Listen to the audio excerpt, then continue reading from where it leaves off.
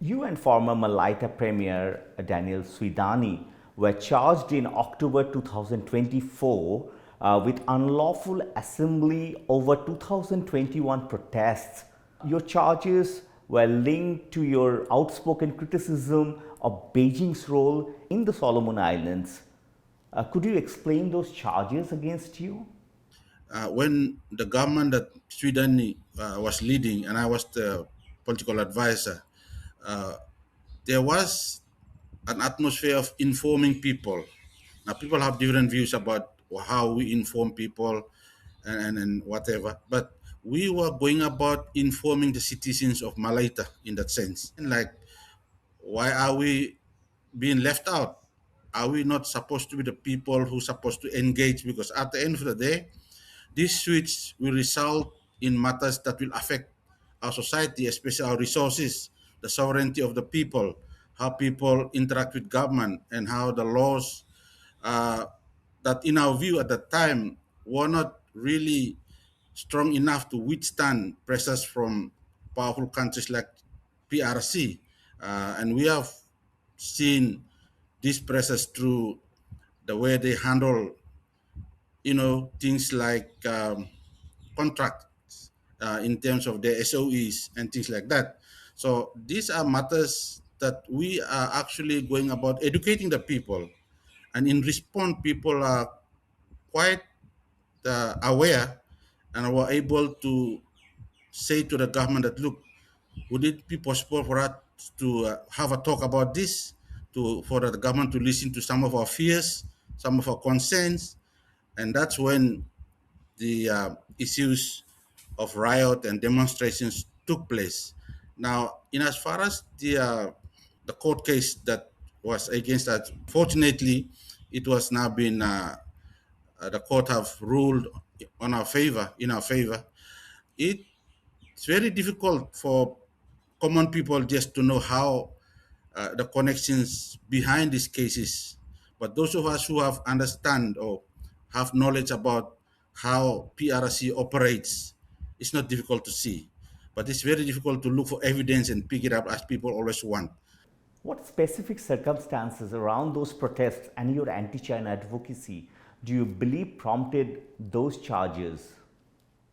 It must be made clear that there's only one big project that China is now operating in Malaita through its own money, the um, which is the Auki tar sealing project. Now, the story behind this project is quite interesting. When Sweden was in power, the there was there was a component under this project under the what they call the syrup. It was a funding made under World Bank with the Ministry of Aviation and Ministry of Infrastructure to facilitate projects around the country. And in Malaita at the time, under the Project One, Syrup One Phase One, one of the components was the Auki ceiling, and there was other components to do with a few a key bridge that connects the road to the northern region and eastern region of Malaita. Now, Suidani questioned the way the few bridge was uh, was dealt with in terms of tendering, in terms of the amount, because it was eventually given to a Chinese SOE. And the question was the price tag that was given to that project was close to double when it was given to the only bidder at the time. So the question was about whether thorough analysis were made, and Sweden questioned the World Bank, even the Solomon government, and they denied it. In response to that, the National Steering Committee, who look after the project, actually moved the component to Tahsil Malita province capital, Auki, to the Western province. So it leaves a vacuum, and we know that it was a strategic move to allow China to come to fill that space. So for me personally, and some of us who were at Malit Province at the time, uh, the project that China is now developing our guitar ceiling is not a free one. It was a political manipulated one, purposely to manipulate the people that China is good. Of course, the infrastructure will be built. But the stories behind them, people need to understand, people need to aware how it has been done. Apart from that, the China SOE, state-owned enterprise, CCECC, is taking contracts under SIRAP 2, phase 2 of the same project, and are now building bridges in the northern part of Malaita and in the southern part. The funding is not from China, it's from the World Bank. But the way they go about advertising or putting public statements uh, would suggest that it's their money. It's quite confusing. Of course, the Chinese embassy have given tractors and other things, especially to the political leaders at the provincial level at Malaita province. We don't know yet how these things going to be distributed. What is the mechanism for this support to reach the people, and how they will be implemented to leverage the expectations that were made known during these things like the tractors. How are they benefiting people? Who will be looking after them? How have the citizens of the Solomon Islands benefited since switching diplomatic ties from Taiwan to China? So one of the biggest sort of like benefit is the building of national stadium. Now, whether that benefits the citizens at large is something yet to be seen. Of course, people mainly in Honiara and the periphery of Honiara have direct benefit in terms of watching, sports happening at the place, and even the usage of it is still a question to be asked.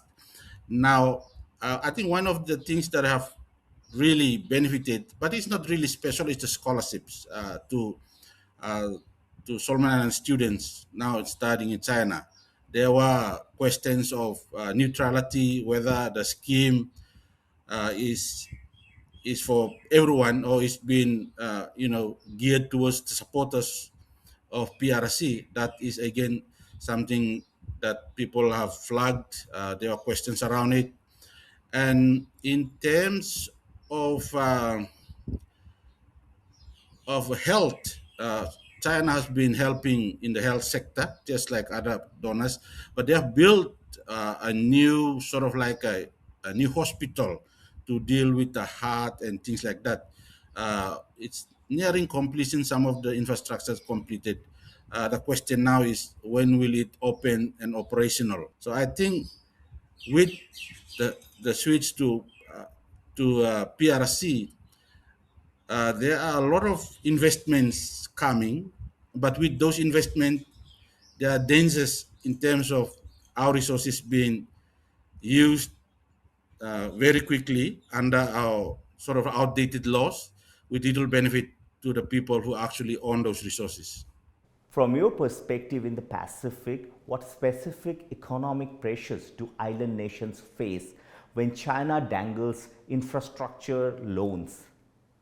I suppose there are quite a number of pressures, especially economic pressures. The loans or the arrangements with PRC are often quicker than with, traditional bilateral donors. So in that sense, there is that pressure whether to quickly, go to China to get those loans, and at the same time knowing that, you know, uh, it might be economically not viable. Some of these projects might not end up bringing home the kind of expectations that would at the end repay those loans. So I think the pressure is there. The other would be, when big capital or money is being promised under loans, and in a country like Pacific Island countries get those things, there could be the pressure of geopolitics in terms of voting rights and voting ways at the in international forums. There could be that as well. There could be the issue of resource sustainability. If we get these loans, and how do we sustain resource to other sectors like health and education when we have to repay these loans, maybe, because as far as I can see, some of the loans, the interests are quite higher than the the ones with international financial organizations, or even the period is much shorter, and that also leads to intergenerational, uh, intergenerational pressures to the new generation that would have to foot the bills that their foregoing generation made before them. And in the end, uh, are we seeing any increase in livelihood, or are we seeing any development at all, or are we being put in pressures just to get the funding and made short-term gains, but not in the long term or long run? There could be the generation could face the debts that were created before them. How Taiwan can help the Solomon Islands economically? I think when Taiwan was with Solomon Islands, there was a there was a farming scheme, especially in the areas of piggery, that was really sort of striving. And Malaita has benefited a lot, and there was a setup in Malaita province to slowly transfer the knowledge and the technology to the local population that would sustain them in terms of you know having access to the knowledge and creating the markets for piggery. Even after Taiwan left, that knowledge still around, but in terms of the infrastructures that's already been uh, dismantled and have nowhere to stay. So I suppose involving in sectors that are locally viable. In this case, I know Fiji and other countries have offices, Taiwanese offices still exist and support some of these things in their countries. I suppose that would be a useful approach for now for Solomon Islands as well, to establish a Taiwanese office that could run projects that are more sustainable and more grounded with the people, rather than flashy big projects that are always central around, I mean, always centers in Honiara in most of the cases. So that would be a usual approach. I know when Sweden and I were in Fiji, we met with the officials from that office, and I suppose that would be useful arrangement. I know there could be chances of exchanging people to people relationship. Uh, I know the Chinese, in our case, the PRCs has time to time have issued the same one China policy, one China thing all the time, and have in a way effectively stopped officials from the national government to have any interactions with with officials from Taiwan. One other usual way maybe is to work through Taiwanese NGOs uh, to facilitate developments with the people. That would be useful as well. Even Taiwanese companies operating, I know, I'm not sure whether still operating the fishery sector in the Solomons, in the tuna sector. Those would be still useful and would help develop the economy of Solomon Islands with those interactions, especially through agriculture, through fisheries, and through NGOs